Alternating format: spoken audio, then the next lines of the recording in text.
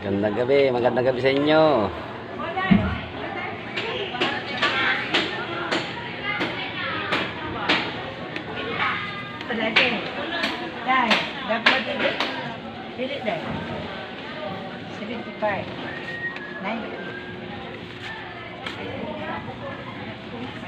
Dito tayo ngayon sa tindahan at gabi na. Alas 7 na. Nangumpra ako kanina at pag-uwi katapos ko mag-arrange dito. Yun at pinauwi ko na yung misis ko. Gawa ng hindi maiwasan sumakit yung ano niya, yung arthritis niya, gout. Ganun talaga ang buhay na namin. Nag-umpisa yun nung ano yung mga pandemic, mga 2021. Ang totoo niyan, mga isang taon nang hindi nakalakad yung asawa ko. Yung time na yun talagang nakahiga lang siya. Kanya ngayon na naka-recover siya. Yun nga, at lagi kong hinihilot mga langis. Hindi siya basta-basta uminom ng mga malalakas na gamot, gawa ng natatakot siya sa maaaring mangyari na maano yung kidney niya nakakainom ng gamot. Yun at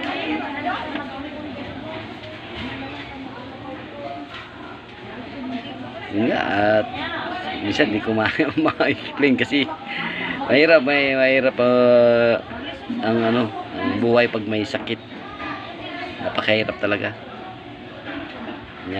Minsan masasabi kong ang daming pagsubok, pero ika nga ganoon talaga. Mas challenging kung ganito ang mangyayari kaysa sa wala. Siguro yun ang kapalaran kanya, ganon.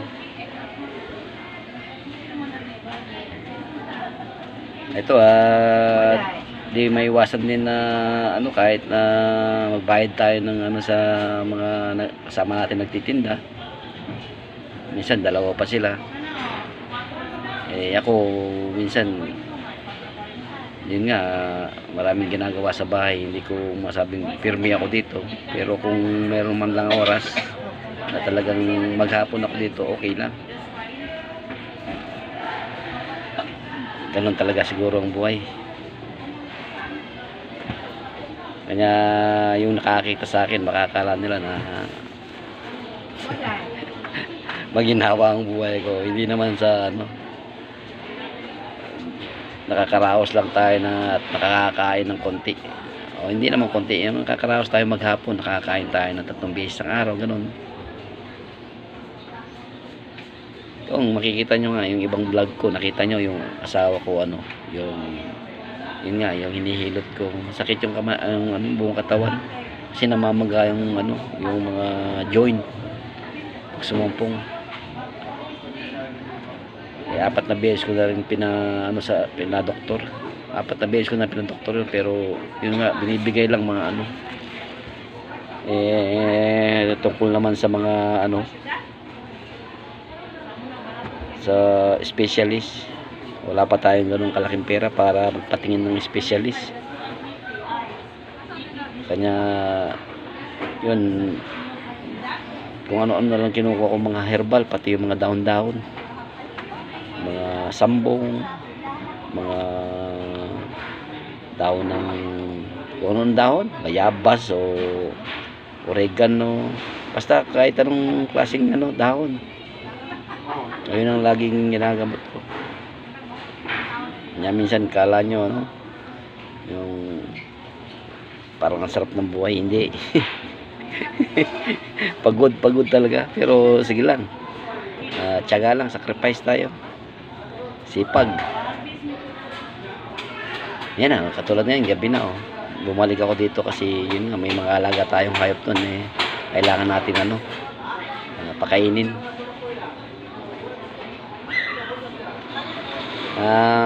kung masusubaybayan yung buhay ko at makikita nyo na yun nga, kwentong mahirap ika nga, na nagtsatsaga na baka sakaling mabuhay pa tayo ng haba-haba at baka pagpatapos tayo ng estudyante.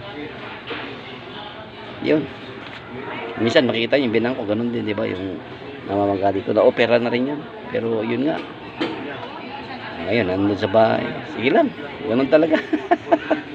Kanya muli, ito na naman, lagi ko sinasabi sa inyo na yun, sa dami ng problema na nangyayari, piliin pa rin natin maging masaya.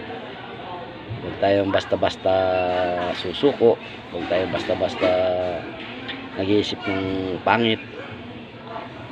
Lahat ng mga nangyayari sa buhay natin ay may dahilan, ika nga. Ipaubaya na lang natin sa Panginoon ang lahat ng nangyayari sa atin, kasi doon rin naman tayo kumukuha ng lakas ng loob kundi dahil sa Panginoon. Ako ko lang, parang napakahirap na magbuhay. O sige, at may namimiling konti doon. Uwi na kami, mag-alas 7:30 na, at ang kasama kong tiyahin ko baka gutom na to. Maraming salamat sa inyo, sa mga nanood. Sana huwag kayong magsawang sumuporta sa akin. Malaking pasasalamat ko na kahit papano, kahit konting panonood lang at konting suporta lang, kahit konti lang. Sige, salamat sa inyo, salamat.